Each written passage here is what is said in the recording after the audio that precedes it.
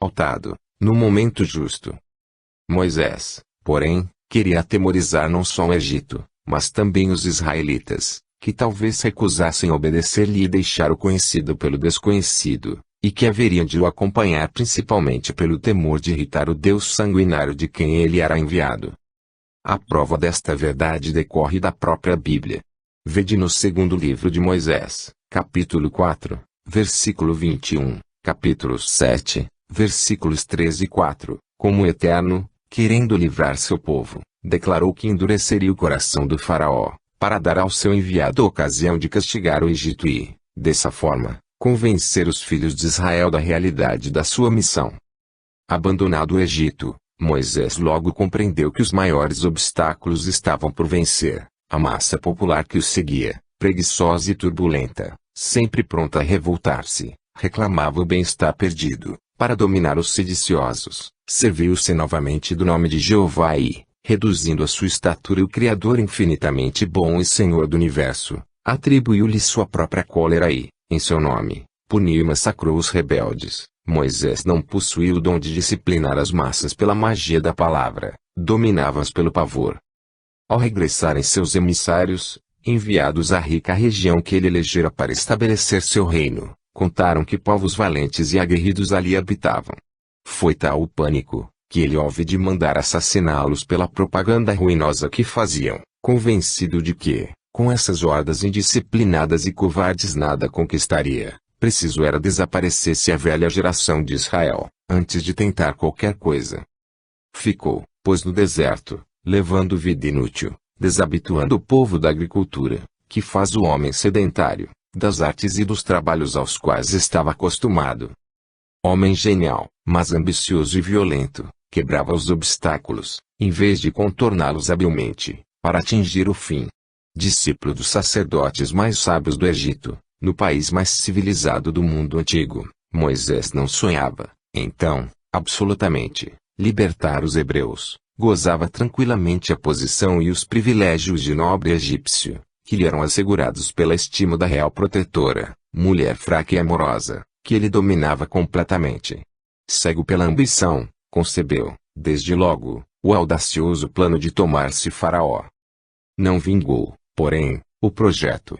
Cercado de inimigos e invejosos, seria talvez eliminado, mas Termutis lhe angariou um comando no exército e ele partiu a guerrear no estrangeiro. Faltando-lhe as qualidades de guerreiro, foi vencido e os egípcios, excitados por seus inimigos, atribuíram a derrota à sua má vontade. Altivo e arrogante, regressou ruminando o projeto de se tornar rei dos hebreus, conduzindo-os para fora do Egito. Mas Termutis faleceu. Uma vez sem defensor, os inimigos esperaram a primeira ocasião para o exilar. E assim partiu de coração raivoso, jurando vingança. No deserto, para onde se retirou, amadureceu os planos, visitou a Índia, estudou, e somente quando julgou assegurado o sucesso, voltou ao Egito. Reuniu o povo de Israel, e com ele saiu. Os desencantos que experimentou amarguraram-lhe o coração. Querendo, porém, tudo dominar sempre, proclamou-se chefe da religião, nomeando o irmão Arão sumo sacerdote, instrumento dócil nas suas mãos e, para disciplinar o povo, decretou leis. Aqui faço inteira justiça, sabedoria e profundeza do seu espírito, que soube reunir num resumo exato a essência da sabedoria da Índia e do Egito, e que, pelos 10 mandamentos, estabeleceu as bases das leis fundamentais da moralidade, que se tomaram herança de todos os povos cristãos. Nisso, o grande missionário foi digno do seu mandato divino, mas, onde o homem político sobrepõe seu profeta, surge a sombra.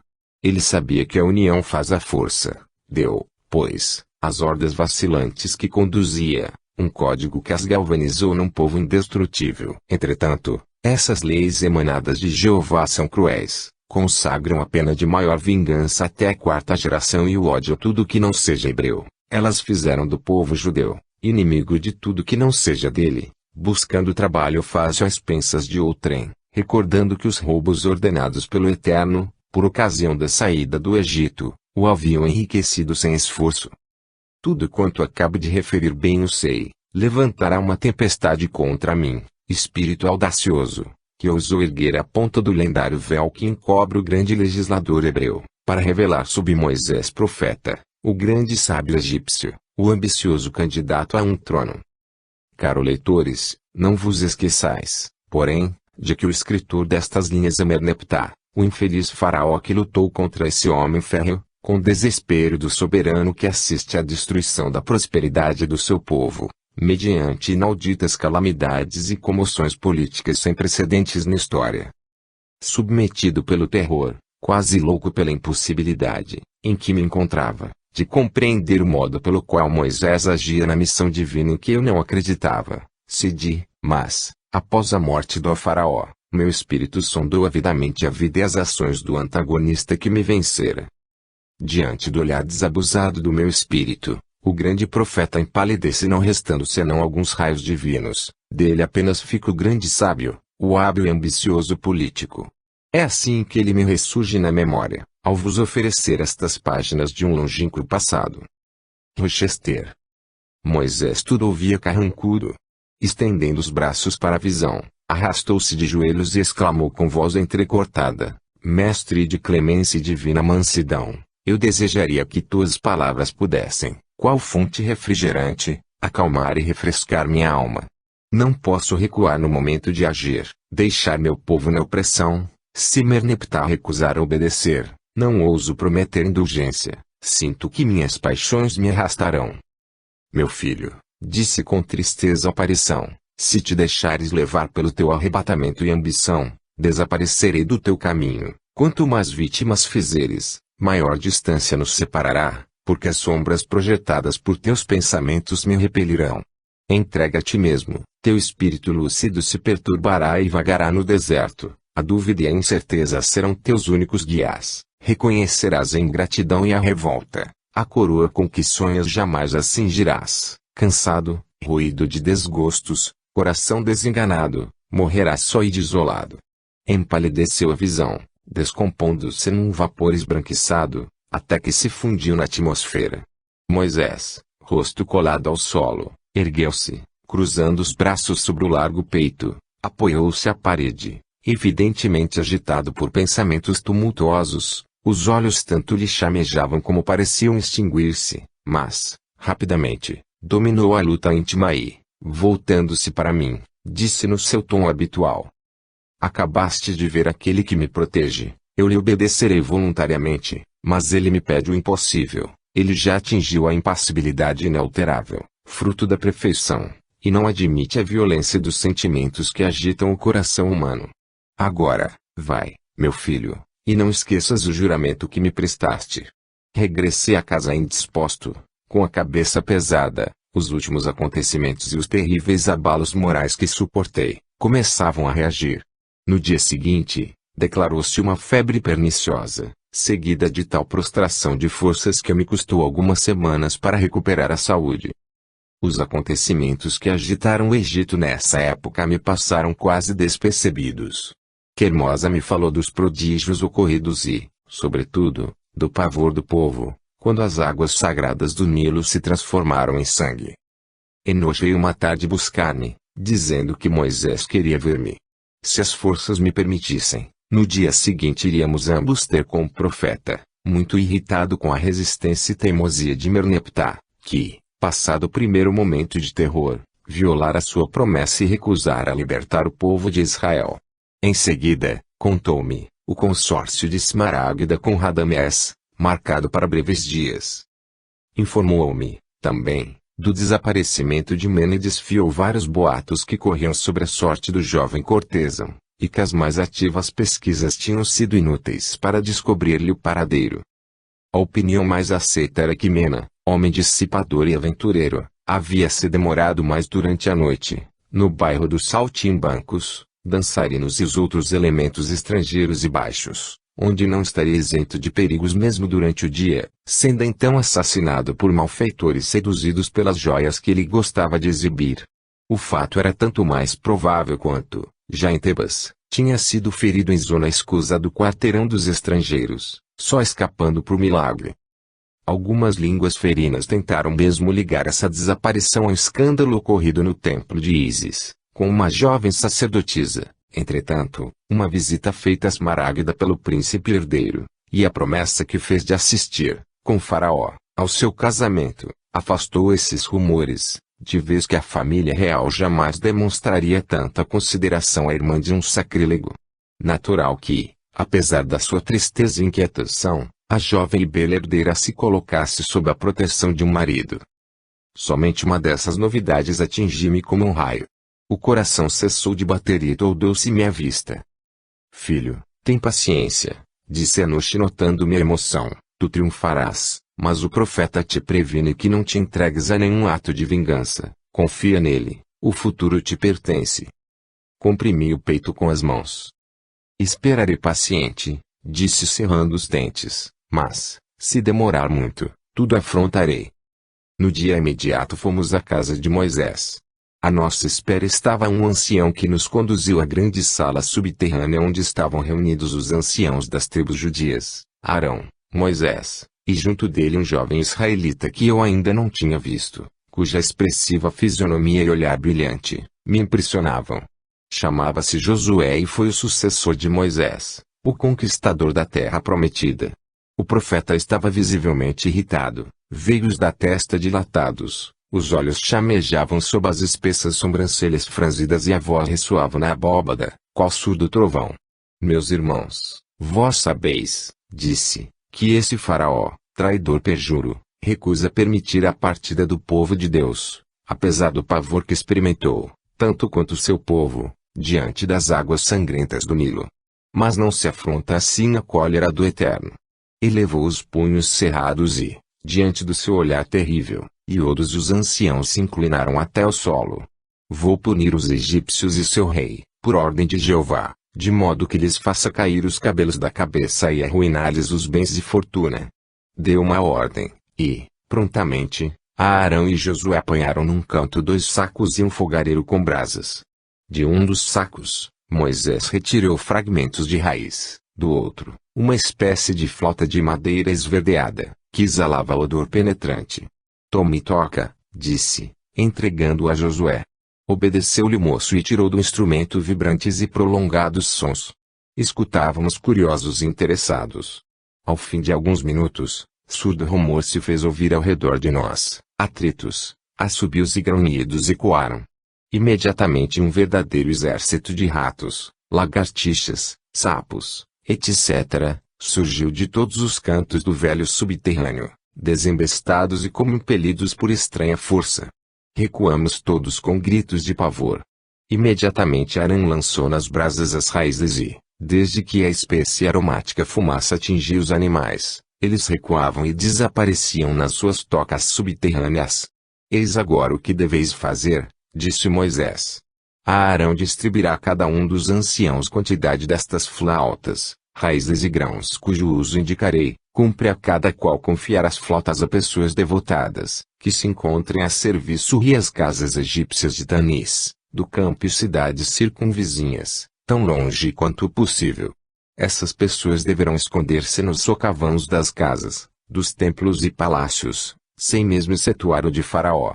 Desde que surjam os animais, atirem-lhes nacos de carne embebidos num líquido preparado com as sementes de que falei. Uma vez atraídos para fora de seus esconderijos, excitados e imundos, se espalharão por toda parte, devorando tudo que encontrem na sua passagem. Cada noite se renovará o processo, a fim de manter a continuidade da invasão. À margem dos lagos, canais e pântanos, colocar-se-ão outros músicos, neles lançando um pó que se lhes dará. Usarão docemente as flautas para atrair à terra firme lagartos, rãs, etc.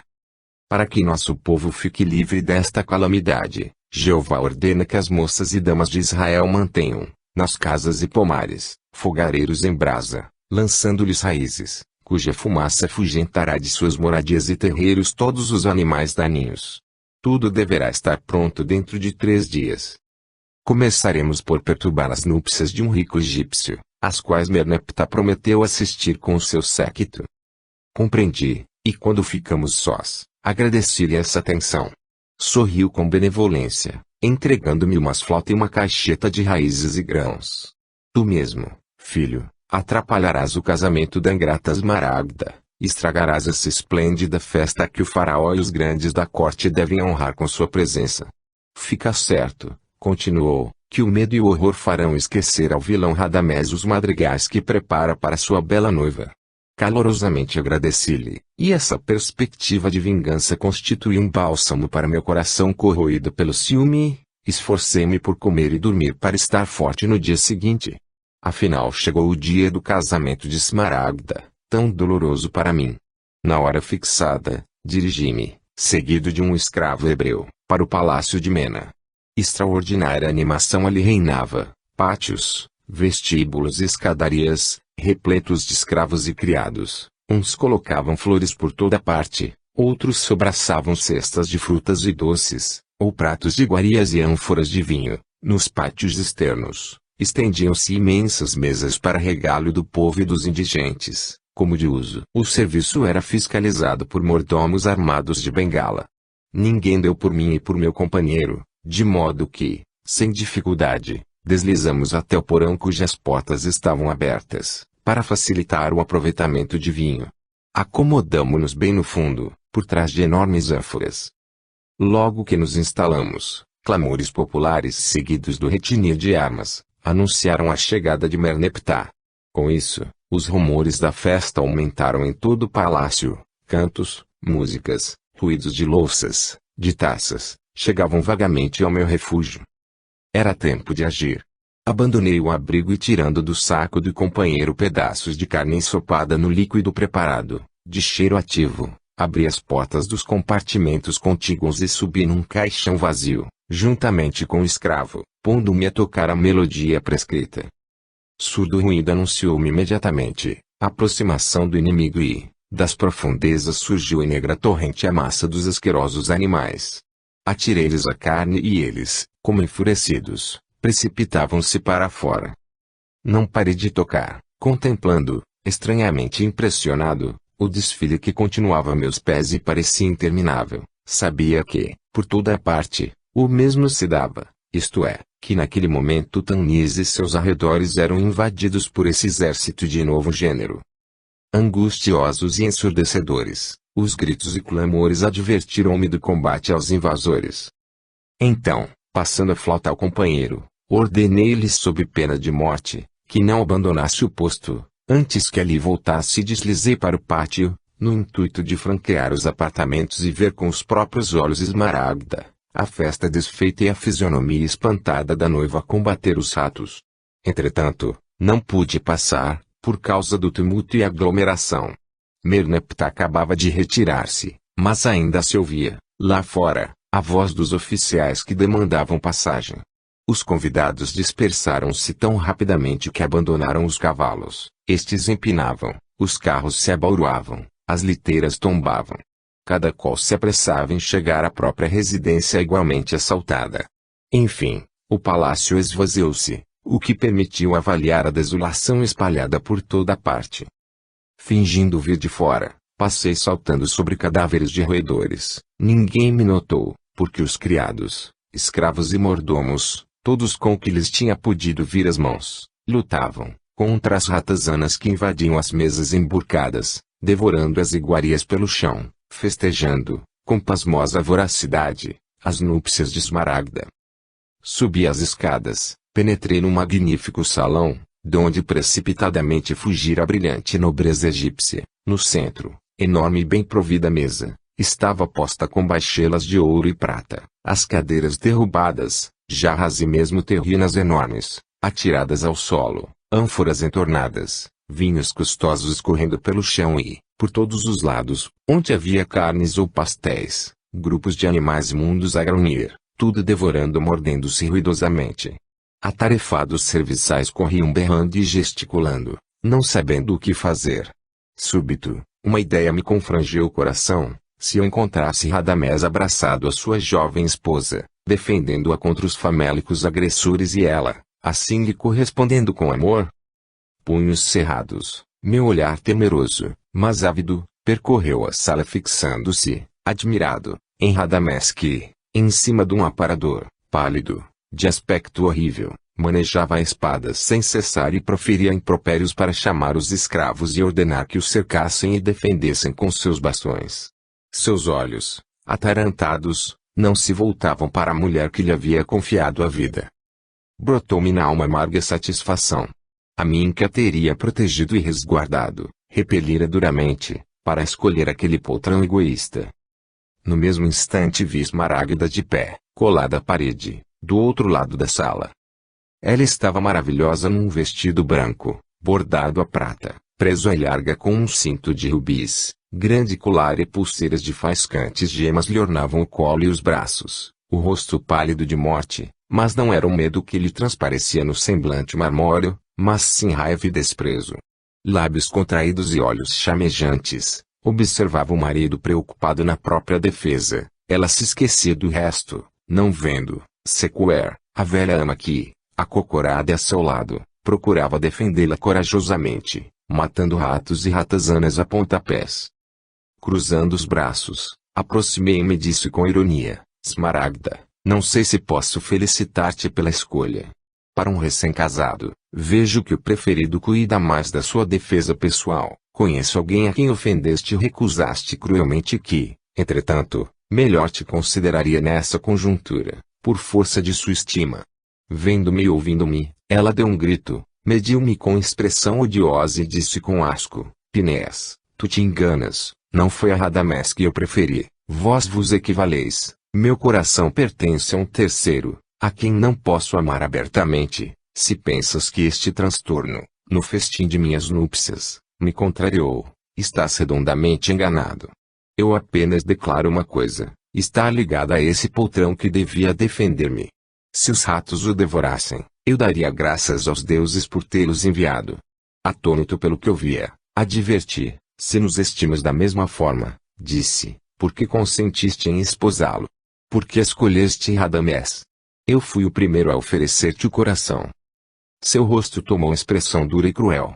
Primeiro, retrucou, porque Mena lhe havia prometido minha mão, mas, principalmente, porque ele é o condutor do carro de Faraó, enverga brilhante uniforme e desempenha um cargo na corte. Tu nada tens, nem função, nem farda com que te vestires e, ademais, passas por feiticeiro.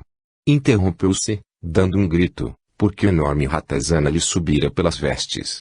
Apanhei o animal pela cauda. Agradeço-te, Pinés, agora dá-me um prazer. Desdenhoso sorriso lhe descerrou os lábios. Atira este delicado animal à cara de Radamés. Naquele momento ele olhava o teto, supondo que os inimigos também dali provinham. Contente por poder descarregar minha raiva sobre alguém, obedeci ao sábio conselho de Esmaragda e lancei com tanta felicidade o animal, que ele foi bater justamente no peito de Radamés, cravando-lhe as garras no pescoço.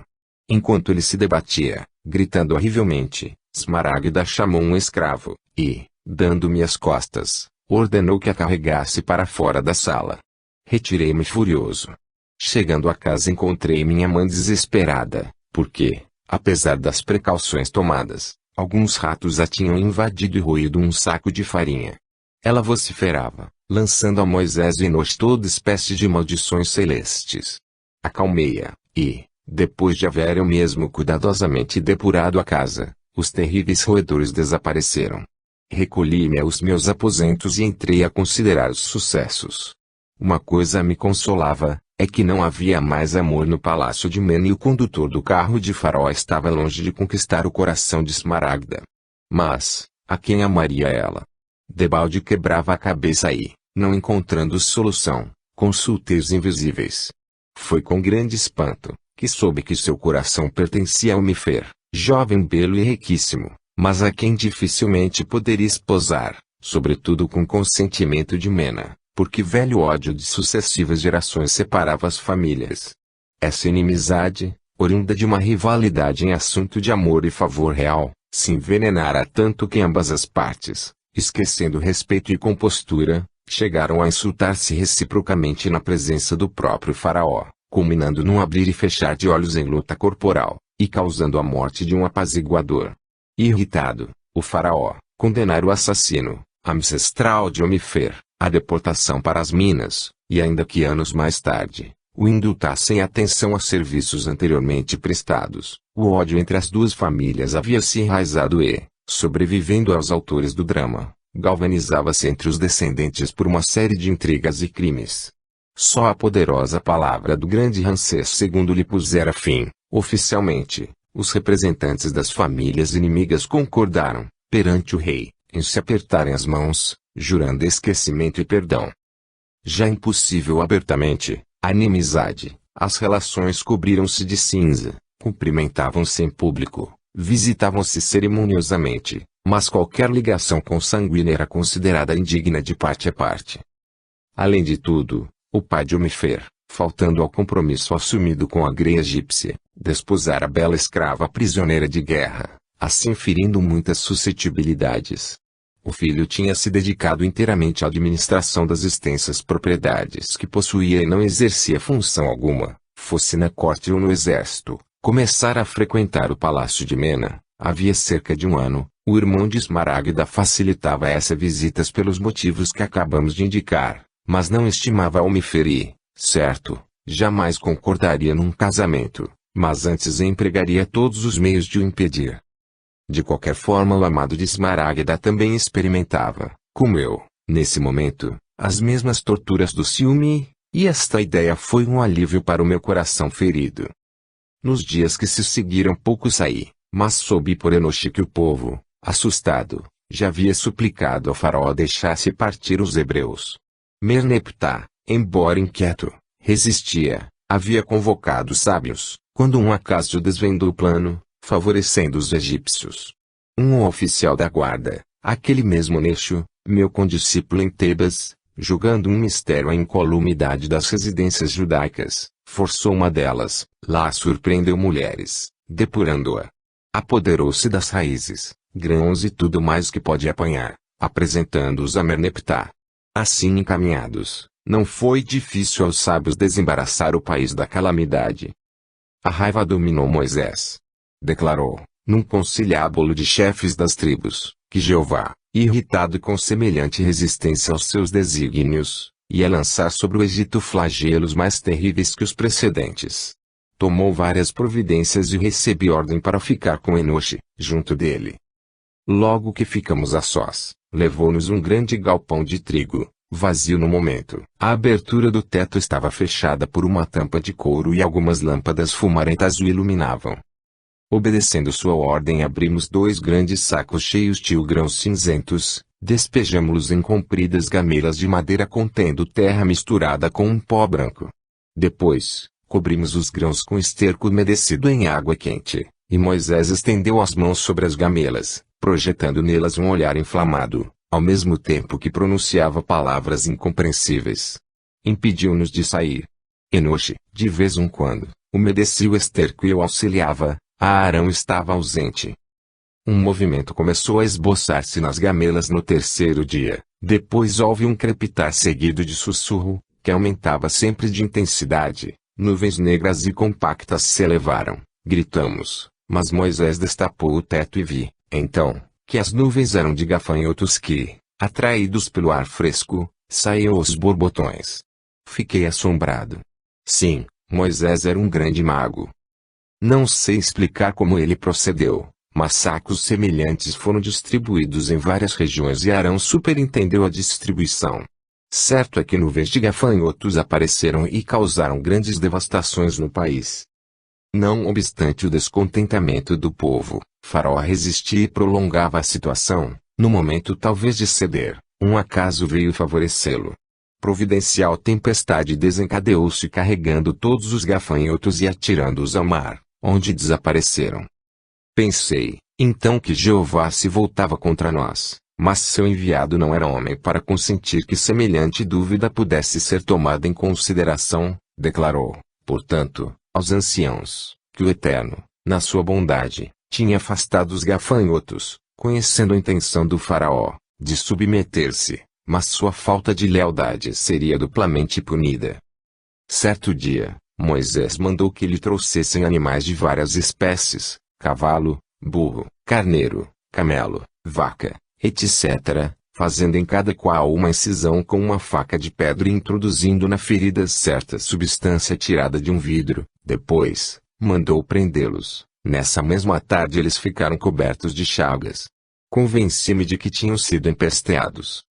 Então, Moisés mandou que trouxessem enormes vasos cheios de moscas vivas, as quais foram lançadas sobre os cadáveres e que, depois voaram, ao mesmo tempo. Pedaços dessa carne foram jogados em todos os poços de fontes, onde os egípcios davam de beber aos animais, e aguardou-se o resultado.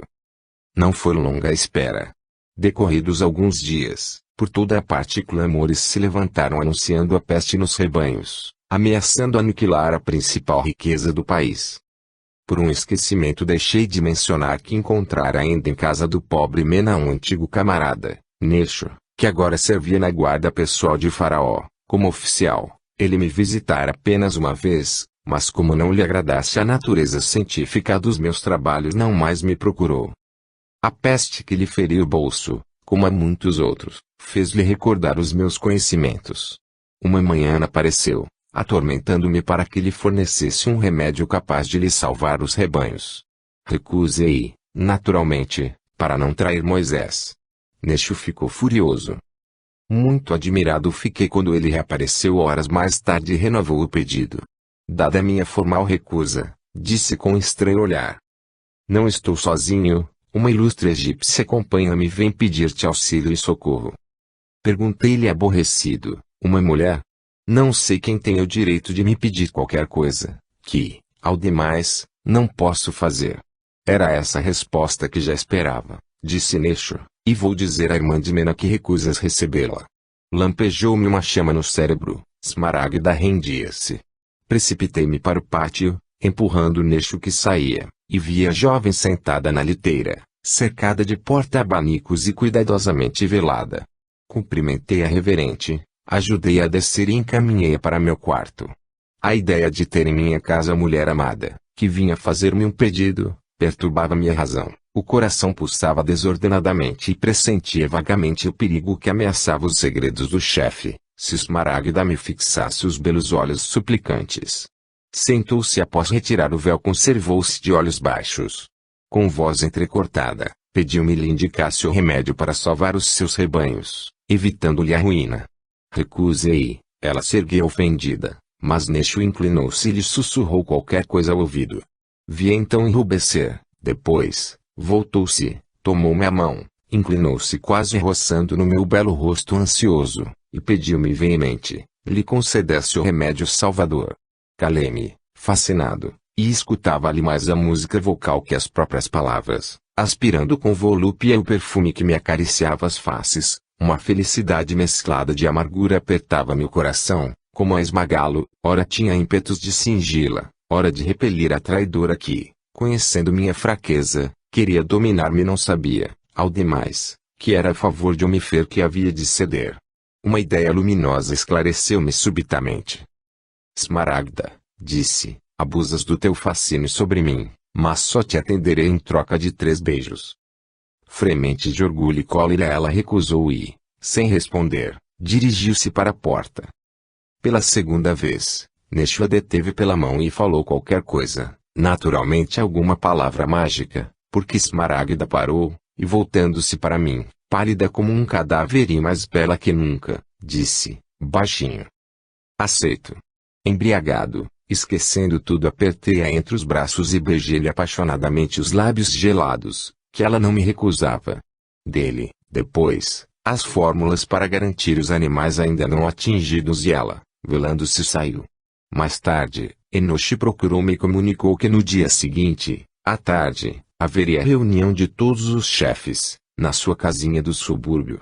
Deveríamos tomar todas as providências para a partida do povo de Israel. Todos deveriam estar prontos para o momento em que Faraó consentisse.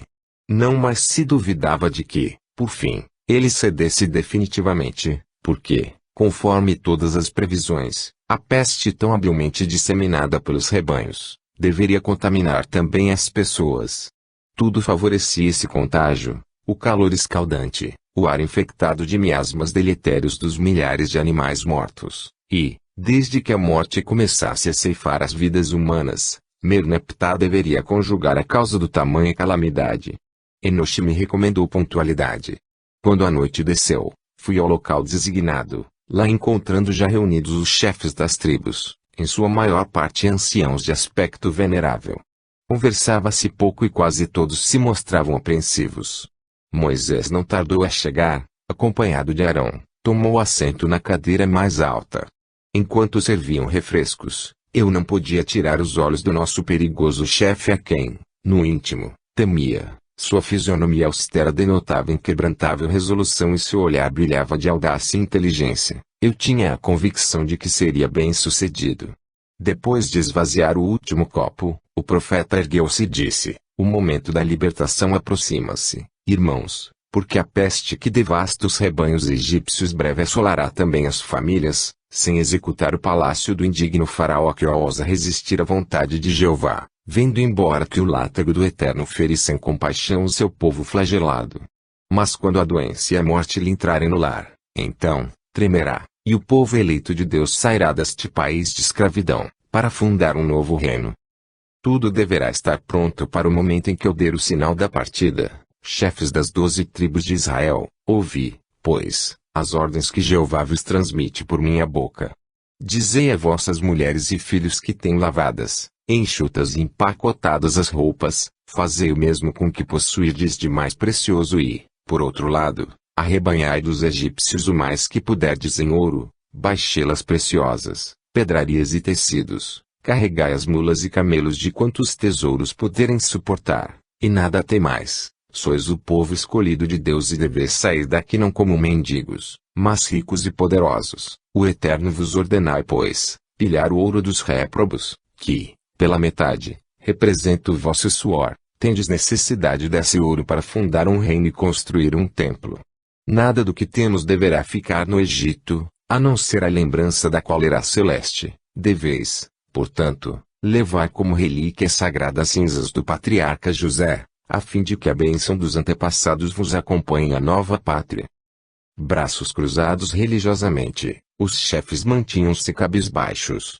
Tudo será feito como ordenas, responderam por fim, inclinando-se. Voltei para casa agitado, pelos mais estranhos sentimentos. Como todos os iniciados, eu sabia que existia um Deus único, superior a tudo, tão grande que não havia como nomeá-lo.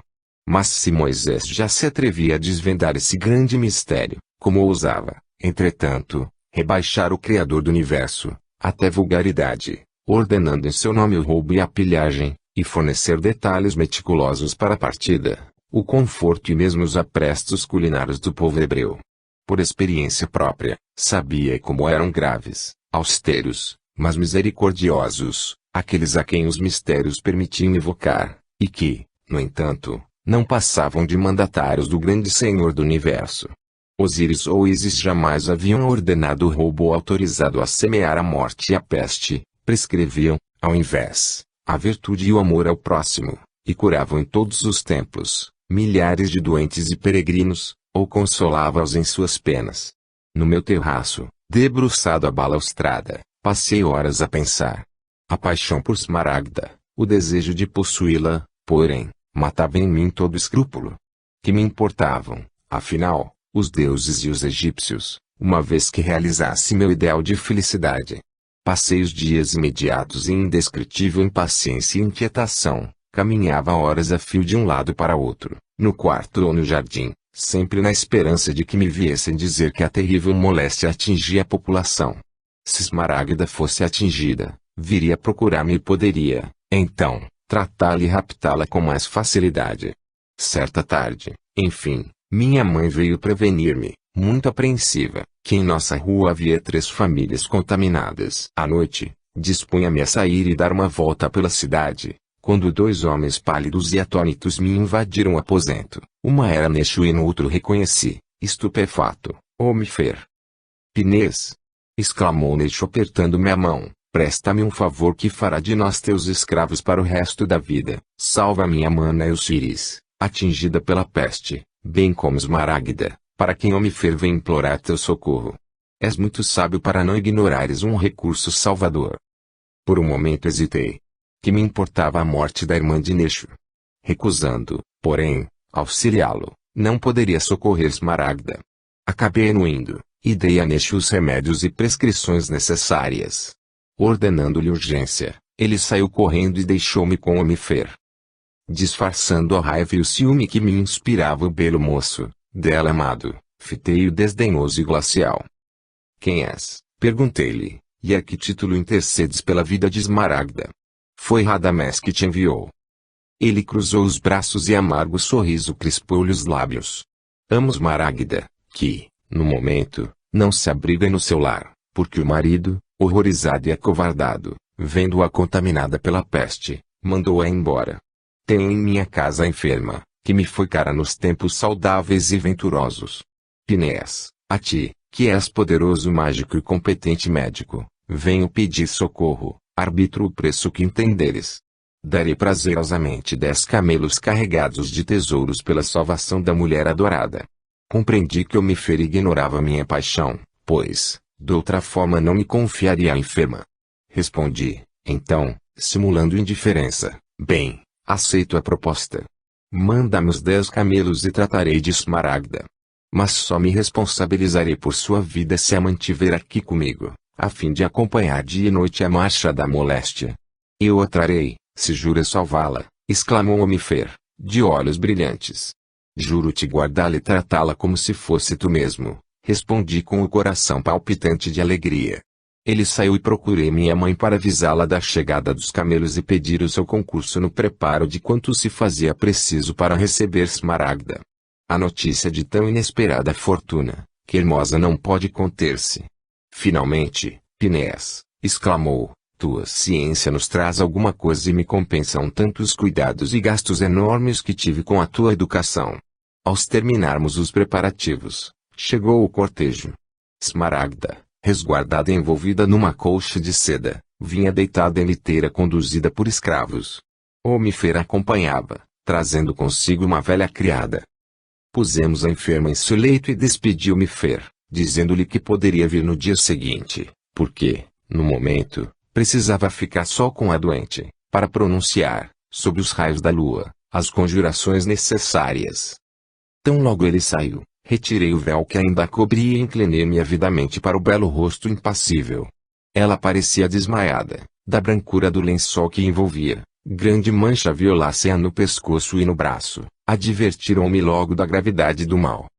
Esqueci tudo por um instante e deixei-me ficar embevecido na contemplação da bela criatura, estendida, qual uma marmórea estátua, emoldurada pela massa dos cabelos negros de Azeviche. Até que enfim, monologuei apaixonadamente, este em minha casa e nenhuma força te arrancará de minhas mãos, seguir-me-ás longe do Egito e tu me amarás.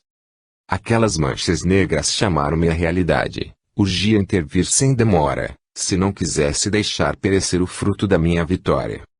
Com todo o poder da vontade concentrado, fixei os olhos naquele rosto que seria capaz de contemplar por toda uma eternidade e, elevando as mãos sobre o corpo da enferma, apliquei-lhe passes longitudinais da cabeça aos pés.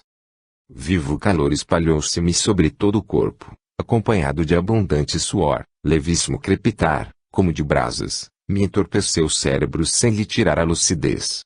Todas as minhas faculdades mentais estavam em plena atividade, apenas mais vivazes e mais agudas. Na semi-obscuridade do aposento, percebi que, a cada passe, jatos de fumaça azulado e brilhante me saíam da ponta dos dedos e essa cascata prateada caía sobre a doente, e parecia absorvê-la, exalando, em troca, espesso vapor enegrecido, que, pouco a pouco se dissipava, deixando o corpo da enferma como envolvido em nuvem azul prateada. Seu aspecto também experimentava várias mudanças. A palidez cadavérica sucedeu rubor ardente e febril, a imobilidade, contrações bruscas, depois, tudo se resolveu em profundo e tranquilo sono. Só então percebi que os eflúvios argênteos que me saíam dos dedos tornavam-se agora em fumo espesso, avermelhado e causticante. Compreendi já não eram fluidos benéficos, dados pelos invisíveis, que eu expelia e, sim, a própria força vital, e por isso eu devia repousar. Puxei uma cadeira e nela tomei assento. Contemplava Esmaragda com sentimentos bem diversos. Sua respiração suave e calma, a mão molhada de um suor quente, a indicar que o maior perigo havia passado. Não desejava, porém, conservá-la para Omifer ou Radamés. Os punhos se me contraíam de raiva. A lembrança deste último, a sorte lhe havia conferido com essa mulher uma fortuna, e ele a expulsara do próprio lar, expondo à caridade pública. A mim, ela preferira esse egoísta, ingrato, insensível ao amor ou ao ciúme e que se desfizera dela, aborrecido e horrorizado. Nem por um momento a teria cuidado, sua mão não lhe servira sequer uma gota d'água e teria morrido abandonada se Omifer e eu não a houvéssemos socorrido. Sem dúvida, ela merecia esse ultraje e eu antegozava, com alegria, o momento em que recobrasse os sentidos, para lhe revelar tudo e vê-la corar de indignação, a boca frequentemente tão dura e desdenhosa contraída pelo orgulho ofendido. Entretanto, invejava a indiferença da Radamés que, tranquilamente, sem remorso, afastara da lembrança aquela mulher de beleza fascinante enquanto eu, louco, me tinha pegado a ela por um amor fatal, que nenhuma afronta ou desprezo podia destruir. Desprendi-me dessas divagações com um suspiro. Era tempo de preparar um remédio. Servi-me de um grande vaso de alabastro cheio d'água e impus-lhe as mãos pronunciando uma evocação. O mesmo fluido azulado desprendeu-se-me dos dedos e encheu o vaso de uma flama coleante, e ministrei um copo a Smaragda que o sorveu avidamente, adormecendo logo após. Chamei o serviçal e ordenei observasse os menores movimentos da enferma, subindo ao terraço, extremamente fatigado. Lá me deitei numa esteira forrada de tapetes e adormeci profundamente. Na manhã seguinte veio Omifer e permiti que visse Smaragda ainda adormecida. Constatando o sono tranquilo e o leve rosado das faces, ele ergueu as mãos ao céu em muda prece. Depois, expliquei-lhe que a enferma estava extremamente fraca e precisava de longo e absoluto repouso, dizendo-lhe que evitasse vê-lo ou falar-lhe. Nada obstou confiando cegamente em mim, e apenas pediu-lhe entregasse, de sua parte, um rico buquete de lírios e rosas. Despediu-se. Coloquei as flores num vaso e, quando a doente despertou, servi-lhe um cordial. Vendo-me inclinada para ela, mostrou-se profundamente contrariada. De ti nada quero, disse com acrimônia. Deves beber, Smaragda, do contrário não te darei o boquete que Omifer trouxe. Estendeu a mão, mas adverti, não te darei antes que bebas. Depois de o fazer, entreguei-lhe as flores, e ela as beijou. Muito obrigado, Smaragda, essas rosas são minhas e não as desprezes por isso. Em todo caso, foi o teu Omifer quem aqui te trouxe para que te curasse. Entre contrariada e aborrecida guardou as minhas flores e adormeceu novamente. As semanas seguintes foram para mim calmas e felizes. Apesar da terrível epidemia que assolava a cidade e o país, poucas famílias egípcias restavam indêneas do flagelo e o desespero atingia o auge. Minha mãe ganhou muito com esses tempos aflitivos, vendendo remédios por mim preparados. Eu, por minha vez, conservava-me oculto, aguardando impaciente a ordem de marcha, tendo já tomado todas as providências para transportar o tesouro vivo, sequestrado a Omifer. Smaragda sobreviveu ao terrível morbo e estaria inteiramente livre da extrema fraqueza que ainda retinha no leito, se não a entretivesse, de propósito, para guardá-la em casa. Persuadia, assim como Omifer, que era um resto da doença e que a menor mudança ou emoção podia originar uma recaída. Não fora reclamada pelo excelente marido Radamés, o qual nem se dignara perguntar por ela. Omifer visitava muitas vezes a bem-amada, mas sobrecarregado de afazeres, não podia demorar-se muito tempo. Sua presença tinha de bom a manifestação do profundo reconhecimento à minha pessoa, e isso tornava Smaragda menos rebelde e até amável, às vezes. Mas mulher é sempre mulher, isto é, curiosa e tagarela.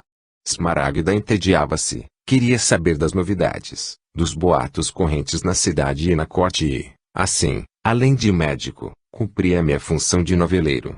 Durante as longas horas passadas à sua cabeceira, sentia-me mais num paraíso que no inferno. Para não exacerbá-la, sopitava meus gestos de amor, impunha serenidade às palavras e à expressão fisionômica, mas não podia conter-me quando, admiravelmente vestida de branco, ela se acomodava qual gata nos coxins do leito, dizendo caprichosamente, Pinés, morro de tédio, conta-me alguma coisa. Ora, Eu não queria somente distraí-la, mas igualmente educar a mulher que já considerava minha, para companheira de toda a vida. Assim, quando, através da janela aberta, contemplávamos o céu estrelado, falava-lhe desses mundos longínquos e da sua influência sobre os nossos destinos, descrevia-lhe as maravilhas da região onde esperava viver um dia, com ela, afinal explicava as leis da reencarnação, não como a ensinavam ao povo mas como a compreendiam os sacerdotes. Ela ouvia-me, de olhos brilhantes, cheios de curiosidade, mas, apesar do ardente desejo de prendê-la a mim, não o conseguia e, muitas vezes, me veio ao pensamento que não era a primeira vez que nos encontrávamos e que um misterioso passado nos separava. Nessas longas horas de confidências, saturava-me cada vez mais do inebriante veneno, esquecendo Moisés e a peste, que, além da minha casa, feria os homens e enchia o ar de gemidos e lamentações. Não via outra coisa além de Esmaragda, junto de quem podia chegar a todo momento para aplicar-lhe passes magnéticos, que lhe proporcionavam extraordinários benefícios. Sobreveio um acidente mais grave, quando fui chamado por Nexo para junto de Seti, filho de Faraó, igualmente empestado. Curei-o e recebi real recompensa. Tratei ainda, com sucesso, de alguns parentes do rei, porque queria ser rico, a fim de cercar Esmaragda de todo o luxo a que estava habituada.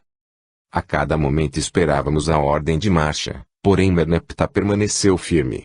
Lutando heroicamente com a epidemia dentro do próprio palácio, ele soube ainda assim, acalmar e persuadir o povo. Os egípcios tudo suportavam pacientes e os hebreus não recebiam autorização para sair. A princípio, Moisés, exasperado com essa resistência, tornara-se sombrio e parecia planejar alguma heróica decisão. Confessou-me Enoche que ainda havia o pavor de um terrível furacão, cuja aproximação o profeta previa, que não obstante, se o povo não se intimidasse com esse novo castigo divino, preparava-se algo de extraordinário, cujos detalhes só me forneceria nos últimos momentos. Precisei ir à casa de Enoche para tratar de negócios. O calor era insuportável, o solo e o calçamento de Piara pareciam irradiar fogo. Lá cheguei extenuado e, Maum me reconfortara. Meu pai me comunicou que horrível temporal varria o deserto e nuvens negras e ameaçadoras se acumulavam no horizonte. Resolvi regressar a toda pressa, sabendo que Esmaragda estava só e morreria de susto, se desencadeasse o ciclone previsto por Moisés. Montei a cavalo, mas, apenas havia atingido as portas da cidade, o vento começou a zunir, e a areia se levantava em redemoinhos cigando-me, assim como a montaria, que recusava prosseguir. O vento sibilava vergando e quebrando palmeiras, as águas do Nilo cresciam, elevando-se em vagas pardacentas, açoitando os navios como cascas de noz e submergindo as pequenas embarcações. Fui forçado a abandonar o animal, que pinoteava muito louco, ameaçando desmontar-me. Procurei refúgio sob as colunatas do templo. O céu, de coloração esverdeada, tornou-se rapidamente negro. Relâmpagos e coriscos riscavam o firmamento em todas as direções, seguidos de estrondos que pareciam abalar a terra. A lembrança de Esmaragda arrancou-me imediatamente do abrigo temporário. Minha mãe era assaz medrosa para lhe fazer companhia e muito menos poderia confiar nos escravos. Recomendando-me aos deuses, retomei o caminho de casa, tropeçando na escuridão quase completa, cego pela areia, várias vezes derrubado pelo vento, meio surdo. E finalmente cheguei. Encontrei minha mãe deitada no chão, de cabeça coberta para não ver os relâmpagos, gritando aterrorizada em uma peça que servia de sala de visitas. Ao redor, escravos e criados jaziam acocorados, mudos, imbecilizados. Sem me deter, corri para os meus cômodos. Anoitecera completamente, mas, ao lampejar de um relâmpago, vi Esmaragda ajoelhada junto do leito, a cabeça enfurnada nos travesseiros, os cabelos desgrenhados. Inclinei-me chamando-a pelo nome. Levantou-se de um salto, o rosto contraído pelo terror, lábios semiabertos, olhar fixo, depois atirou-se-me nos braços e escondeu o rosto em meu peito. Todo o corpo lhe tremia, o coração batia como se fora romper-se seus pequeninos dedos, gelados, apertavam-me convulsivamente. Fiquei assustado, pois tal excitação nervosa podia ser prejudicial ao seu organismo delicado, ainda combalido pela recente enfermidade. Enlacei-a pela cintura e fi-la sentar-se a meu lado, no leito, tentando acalmá-la com sugestões e conselhos. Nada respondeu. Calei-me, premendo os lábios na sua opulenta e perfumada cabeleira. O que experimentava, então, era indescritível. A paixão me alucinava, não mais percebia raios e coriscos, o ruído da grossa saraivada e o zunir do furacão. No caos dos elementos revoltos, apenas sonhava uma longa existência na terra da promissão. Não te deixarei com Homifer, murmurei intimamente, hás de esquecê-lo e acabarás amando-me, vivendo contente num castelo que te ofertarei. Até de te restituir a ele, preferia perecer contigo neste cataclisma, ou contemplar-te morta. Não sabia que aquela pálida e débil criatura, que, abatida entre meus braços, estremecia a cada ribombo, me preparava no futuro um inferno de ciúme e ódio, e que a sorte implacável não me deixaria ao pobre coração mais que a contemplação do seu corpo inerte. Passaram-se horas e a tempestade aumentava em vez de diminuir, e quando a ampulheta anunciava que o dia muito despontara, Smaragda adormeceu, vencida pelo cansaço. Deitei-a no leito, cobria, e, inclinando-me para ela, sonhava com o futuro e gozava as premissas do paraíso. Ao reabrir os grandes olhos negros, a violência da tempestade havia amainado um pouco, os trovões eram mais espaçados, mas ainda assim ela me apertava nervosamente a mão. Tinha ímpetos de estreitá-la ao peito, para lhe demonstrar que não estava só e que era amada e protegida. Continha-me, mas não podia calar inteiramente, naquele instante em que o coração transbordava. Desperta, disse-lhe inclinando-me, acalma esses temores, lembra-te dos mistérios de que te falei, desse Deus único e poderoso que dirige o universo. Admira, nessa desordem da natureza, a emanação de uma potência perante a qual o poder de Faraó não representa mais que a haste frágil de uma planta. Um relâmpago naquele momento iluminou a casa inteira, ela tremeu e fechou os olhos. Smaragda, não tremas, essa luz brilhante que atravessa o céu com a velocidade do pensamento, é fogo da mesma essência do nosso espírito, e quando deixarmos o corpo, assim atravessaremos o espaço. Falei muito tempo, como nunca havia falado e, se não eram palavras de amor, era o amor que as ditava e o desejo de acalmá-la era tão grande, que, finalmente, se tranquilizou. Infantil sorriso lhe entreabriu os róseos lábios. A natureza por fim serenou, mas a tempestade parecia ter se concentrado na fronte de Moisés, seus olhos dardejavam coriscos e uma expressão de cruel resolução lhe contraía a boca. Eu sabia que se preparavam graves acontecimentos. Enoch não me revelara qualquer pormenor, apenas recomendara que estivesse pronto a partir, porque dessa vez era certo o consentimento de Merneptah para a libertação do povo de Deus. Essa afirmativa me bastava, e eu suspirava pelo momento em que, fora do Egito, teria assegurado a posse de Smaragda. Passaram-se dias. Certa manhã, ao regressar da cidade, aonde fora realizar algumas compras, ao levantar a cortina do aposento presenciei uma cena que me chumbou ao solo, sufocado pela raiva e pelo ciúme. De mãos crispadas, contemplei Homifer ajoelhado junto ao leito, cingindo Smaragda pela cintura. Ela, colada em seu pescoço, com os braços cobertos de pulseiras, corada e radiante, ouvia em enlevo o que o eleito lhe segredava. Não viram minha chegada. Ingrata, pensei estremecendo. Amas esse belo rosto insignificante e não concedes um olhar àquele que te assistiu, curou e guardou noite e dia. Pois expande teu amor pela última vez, entoa o cântico de despedida à sorridente Tanis, às 100 portas de Tebas, porque jamais as contemplarás e então, só eu te restarei. Compreendi, apesar dos sentimentos tumultuosos que me agitavam, que, se Homifer desconfiasse da traição, todas as minhas esperanças falhariam. Assumi atitude calma, e fingindo entrar ruidosamente, exclamei. Bom dia, Homifer, como vês nossa doente está quase restabelecida e tão bela como antes, mais alguns dias de paciência e poderás reconduzi-la, se Radamés não reivindicar seus direitos. E, a propósito, dize-me, que deverei responder a esse nobre egípcio, que hoje aqui veio para saber quando a esposa estará em condições de regressar ao seu domicílio. Smaragda empalideceu. Jamais, exclamou energicamente, voltarei a conviver com Radamés. Meu pai serviu fielmente ao faraó e os templos de Tebas o inscreveram entre os seus benfeitores. Lançar-me-ei aos pés do rei e dos grandes sacerdotes, para que me libertem desse homem. Fica calma, querida, Omífero falou. Radamés perdeu todo o direito moral de reter-te, ao negar-te asilo em tua própria casa, quando tu estavas enfermo e agonizante, quebrou, assim, os laços de amor que te punham sob sua proteção. Ainda se falou sobre o assunto, até que Omífero despediu-se prometendo voltar breve. Apertando-me fortemente a mão, disse, agradeço-te, Pinés,